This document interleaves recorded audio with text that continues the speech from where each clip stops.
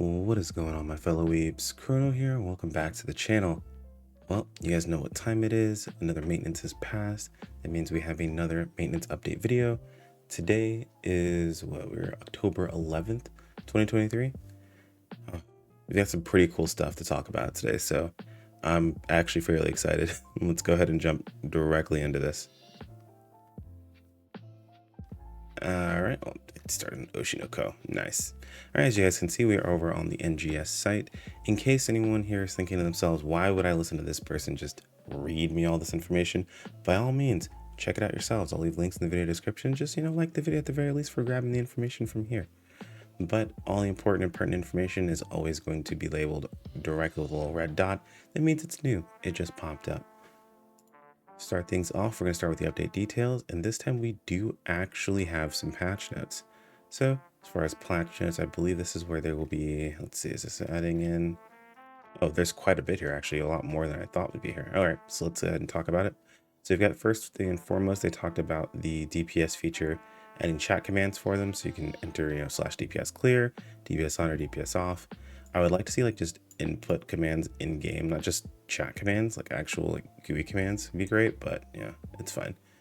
Specifications of assault rifle, homing PA darts, and launcher PA fear eraser have been changed so that even if the player releases the button immediately after activation, the player can then continue to long press if the button is pressed again before it has been determined that it's been a long press. Oh, okay. So if you accidentally go too early and you press it again, it's not going to immediately screw you over. Specifications of special armaments have been changed so that their potency varies depending upon the player's battle power. Interesting. So the armaments are based on your battle power now? I wonder how that's going to affect stuff, because you used to be able to have a specific armor set that would provide you more floor potency for the cannon in Aegis, and I wonder if that's going to affect how that works if you want to just have your best armor on now, as opposed to having on gear that had insanely high potency floor. Enemy changes, so EXP earned and rare drop rates have been increased for rare enemies, or for rare enemy versions of dread enemies. For the boss enemies, Fortress Launcher and Fortress Laser specifications have been changed so that the part destruction is not possible for the leg parts while they're downed. I thought this was already the case. I'm pretty sure we've broken leg parts while they're down before, but okay. In the over-the-shoulder view, specifications have been changed so that it's no longer possible to target an enemy that is further away than the maximum lock-on distance. Okay, cool.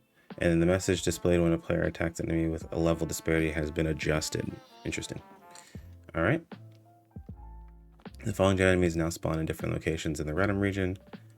Okay, so they changed Savati Scythe, Bubble Snapper, and I don't even remember who this is. The sectors where they appear have not changed. The floating terrain has been adjusted, or has been added to. Well, a floating terrain has been added to. Apparently, this is Maquad, as in my quad, Maquad. I'm surprised that's how it's pronounced. But the floating terrain has been added to Maquad exploration sector. The boundary positions have been adjusted in the exploration sectors in Central. Okay, interesting. At the barrage fence that appears in the seal exploration of environment sector testing zone survey, the distance at which the core target becomes a lock-on has been made shorter. Not sure what this is going to be. I mean, this doesn't really mean anything to me. I'm sure someone in the comments understands this a bit better, so feel free to chime in the comments.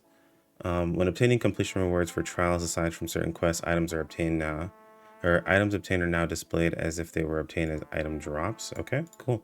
So you can kind of see immediately. The new challenge settings maximize enemy level and clear difficulty multiplier. Maximization settings have been set to trainee rank 2. Hold on. The new challenge settings maximize enemy level and clear difficulty multiplier maximization set have been added to trainee rank 2. Okay. I was reading it that way, it just felt weird. The following specifications have been changed to apply to all dual quests. So they're 10 minutes now. Boost effects from region mags no longer apply, and they adjusted the HP to compensate for this. So yeah. Interface markers displayed during lock-on have been adjusted for better visibility. Specifications have been changed to enhance preset skills so that the window appears that displays usable support items. Okay, so cool. We can see this for our stuff in our inventory. Added a feature to delete inputted item names from the search bar in the personal shop. Thank you. Added player movement correction options and graphic settings under options. Added cell shading settings. Okay, yes, this. Oh, that's right. This is the this is the update where we got a lot of the quality of life stuff. And enhancing preset skills in the item lab description of the. Okay, I'm just gonna start going through these really quickly, see if there's anything that's super important. So you change the item lab so that the number of available support items is displayed. Okay, this one's really nice. So we actually see what we have in our inventory or in our shop or storage or whatever. Feature to register favorite portable holograms. The tab customization looks, select accessory screens in the salon have been changed to the following. Oh, okay, so they actually made it. Oh God, thank God. Okay, so they made it so we have different tabs now. Excuse me. Yeah, so we have different tabs for accessories now. Thank you. Oh, they had really bad tabs for these. 100 favorites now for perform emotes. Okay, very nice. Updated the change motion selection of the salons that players can page forward through the list. What? Updated the change motion selection of the salons that players can change forward or page forward through the list. Oh, I see. Change specifications in the salons to NGS blocks that accessory history is saved during game startup. Neat. Creative space stuff. Oh my God, how much more is there? Creative space items and then other specifications. All right, let's get through these as well. Okay, so creative space is now displaying N alliance points on the alliance status screen. Added N alliance points to alliance task rewards. Add an alliance back to the initial alliance space setup. Added spaces that can be purchased with N alliance points to alliance spaces. Move the N alliance points display under alliance information in alliance spaces. Added alliance mags as a new build part exclusively for alliance spaces. Change specifications so when players earn Genesis points from the GP tree, they will be able to see the status of their daily earnings. Thank you, that makes life easier. It's just running around and collecting every tree until it tells me that I'm full. Added an item to display recently updated alliance spaces. Added an item to display recently updated alliance spaces in the creative space section of the main menu. Added an item, I guess like an interface item or whatever. Change specifications of the feature designs for creative spaces to increase the number of popular tag displays. Cool. Okay, so they changed what's going to be popped up on featured. Added an explanation about the maximum number of build parts that can be included in a design to the game guide about designs. Cool. Added a new item to the product list of purchase build parts section of the creative menu. Added 2,000 Genesis points, 1,000 Genesis points, and 500 Genesis points to the Alliance badge exchange shop under Alliance activity support. Nice, we can get some extra Genesis points.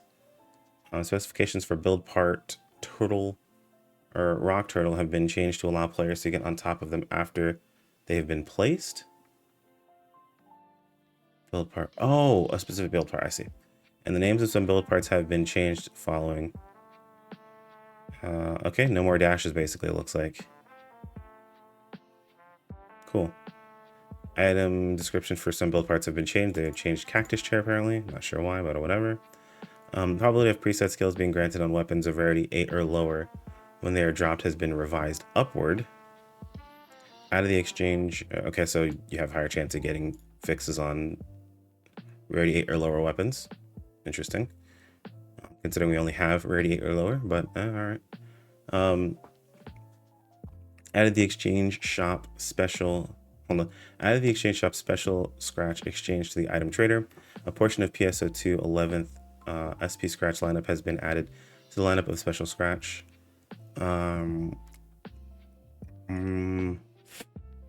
Excuse me. Added new items to the product list in the exchange shop ARC's record badge exchange. Yeah, we knew this was changing.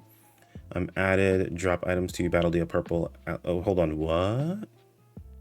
They added new stuff to purples. Okay. Drop items have been added to the following enemies, and a bunch of dreads now drop more stuff. Interesting. Leah May tasks have new side tasks, adjustment of weeklies, adjusted volume, sound effects. Okay. Anything really interesting here? Not really. Cell shading specifications adjusted. Options for other characters. Specifications for the NPC not his life content have been changed so that if you earn the title Concert Goer, you can get the concert effects without attempting the concert itself. Okay, how do we get this title? Well, specification for the NPC Nadra's live concerts have been changed. So if you earn the title concert goer, you can. Okay, we gotta see how they get that title. So basically, you can get the title. You can get concert buff to have you be at the concert. If it just like goes on, you're good to go. All right, that's a lot in the patch notes. Let's go ahead and take a look at the actual update info.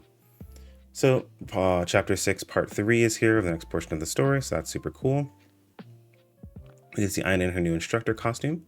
She's basically becoming an instructor. That's pretty dope. Redum exploration sectors have been updated, so we have this little cool teleport thing that's going to be added now. We have mining and new trials for teams. Trapping in each exploration sector. Oh, that's pretty cool. High level gigantics, dread enemies, recon gigantic, recon, blah blah. High level gigantic, dread enemies, recon gigants are added to Maquad. This is the upper level. Starless gigantics join the fray. New starless enemies, part destruction. Okay, cool. Mining rig defense rank 3. Oh man, that's going to be an interesting one. New starless boss, combat gets even more intense. Yeah, mining rig is already difficult enough for people as it is, so they're not really great at defense. Pro tip, hunters, you have a taunt, use it. And those of you guys who have range, tag enemies before they get to the actual towers. New features in creative space, alliance spaces. We have new build parts, alliance mags, all that good stuff. This is actually awesome. I like this a lot. I did hate this, by the way, but because of the way they're doing it, I'm okay with this now. A new knocked build part series. Apparently these are actually GP, which is dope. I thought they were going to make you pay for all of this, but it looks like there's one paid pack and then there's one free pack. And the free pack is the neon one, and apparently it's color changeable. And then of course the mushroom pack is the paid pack. We also have level cap raised to 80. So new class skills for some long range stuff, basically. I'm assuming we probably didn't get anything as a bouncer, so yeah, teachers aren't, I guess. Maximize enemy level and clear difficulty multipliers. Yep, we already talked about this. We talked about this. Talked about this. We now have add-on skill 4 and 5 for generate add-on skills. Gonna check this out in game in just a moment. Added the different cell shading options, player movement correction options. Players now freely use portable holograms. Yep, we talked about this as well already. And then, oh, Street Beat. This I'm actually very excited for. I'm curious to see what I can turn off in this and if this is like a set where... Oh, actually, we can find out in just a moment. Dance, floating on a ball, fan service movement. And that is about it for the update details. Also, it looks like PSO2 is going to start using Razor Gold. Razor Gold can be used to purchase AC in Indonesia, Malaysia, Singapore, Philippines, Thailand, Brazil, and Mexico. Razor Gold's not bad. Their shop's kind of annoying right now, but you have the ability to use this feature where you can make the same purchase you would have normally made, but get like kind of rewards along with it as well.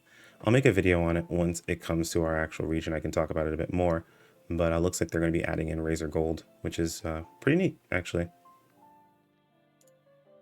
Some known issues. It's nothing that let me see really quick if there's anything really specific. Effect duration of potential Sextile unit 6 is shorter than intended. Hold on, let me see what is that actually. This is the potential for the Rocks Curva series. So it looks like it's bugged and it's not working as intended. It's not lasting as long.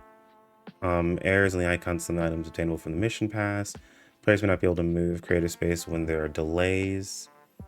Game may stop responding to some customizable looks windows under the equipments menu. Okay, so nothing too crazy off the wall that you guys need to be really concerned with. In the PC version, when the high resolution display of other players is enabled, party member character models may not be displayed correctly. That's kind of annoying, but nothing too crazy there.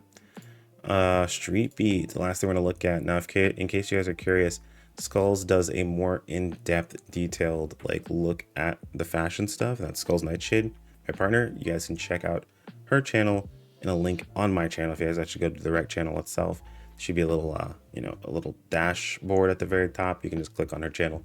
She'll be covering all this more in depth. That's cursed. Just bald head lady, I see. Okay, no big deal.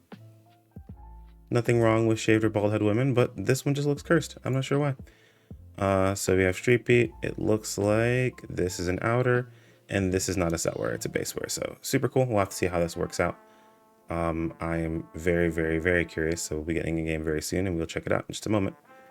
But it looks like, okay. Cool. Nothing too crazy there. This looks really dope. Hold on, that looks awesome. And the shoes are cool. Necklace isn't bad either. That luminous chain wallet or wallet chain is actually pretty cool too. I wonder how that works out. Oh, I think this just might be my scratch chat as if you guys are actually here with me. All right, let's hop into game and see how things look. One sec. Random mini side note, cutting in as Chibi Chrono really quick. If you are playing on the PC version of the game and you run into the same problem that I did, which is you normally have your game set to auto update, it looks like the update didn't pop up automatically on Steam. So if you pop the game open on Steam and you're running into problems where it says there's a version mismatch, excuse me, don't freak out. Just go ahead and close out of the game, shut Steam down completely and reopen it. It looks like the update is now updating for me. So just in case you guys run into the same problem that I did while trying to get the game to open up. Anyway, back in a sec. Hear me out. What if I just had on all the clothes? I'll be honest, this was almost it. But what this does with like the outfit, this weird back thing, as well as like the weird side thing, slightly disappointing. You're probably thinking, what about the waist slider? It fixes nothing. Nothing is changed. This slightly goes in. That's about it. Hold on, guys. I might go with the funny shirt just because in motion I look completely fine. All right, I've gotten in my fashion for the day. Let's wrap this video up with some of the last few things that we have new. So let's go ahead and take a look. So we do know that they had changed up the special scratch. From what I understand, either adding some stuff in or taking some stuff out.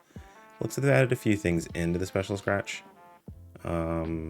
Okay, actually not bad. These outfits I think have already been here for the longest time, so nothing too crazy going on there.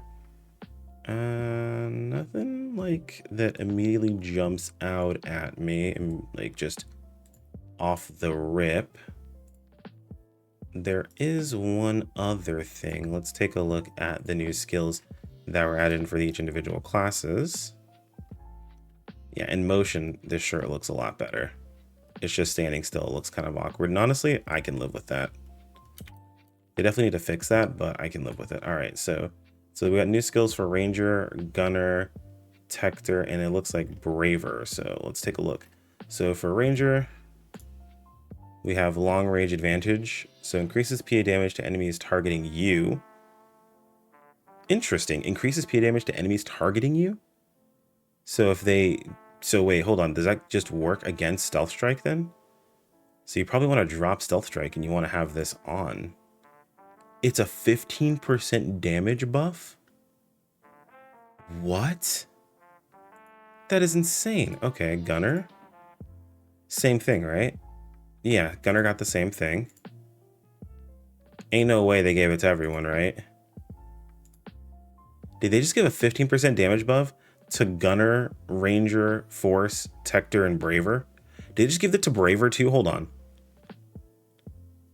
They gave it to both. Okay. Oh, I was gonna say, are you serious? And it's a 0 skill point. Oh my god. That is insane. It is just, if you are using main class, this is for Talus only. Okay. So 15% damage buff for Talus users. So your Talus users are going to be dealing some more damage. Very nice. This is for Force weapons only. So for Rod and Talus. For TMGs, that is absolutely cracked.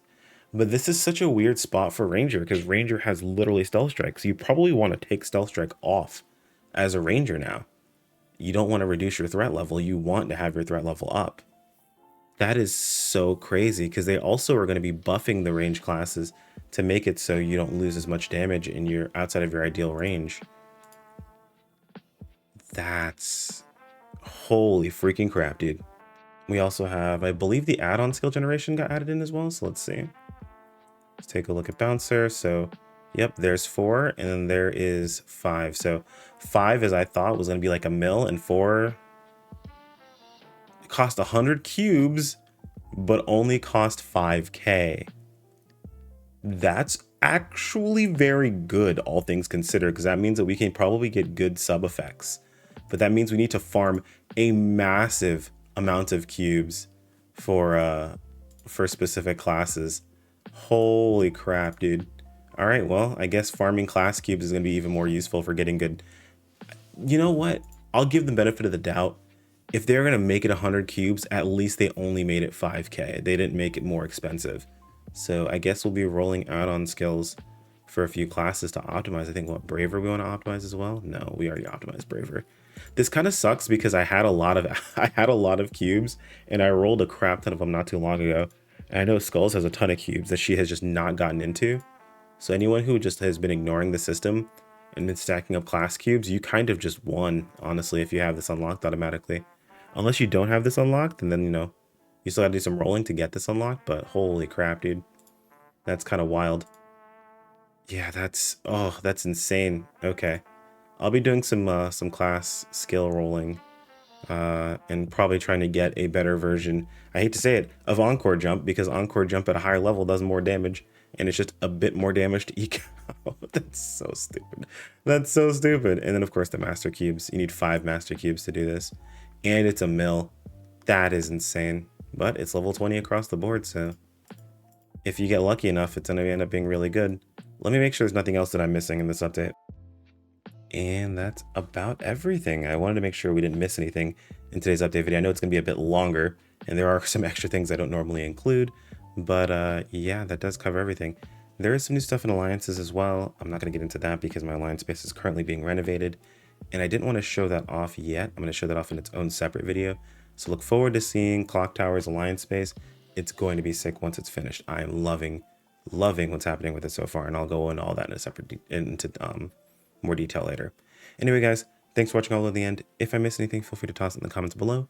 Like if you enjoyed the video, subscribe if you want to keep up with more, and I'll see you all next time. Take care, everyone. Peace out.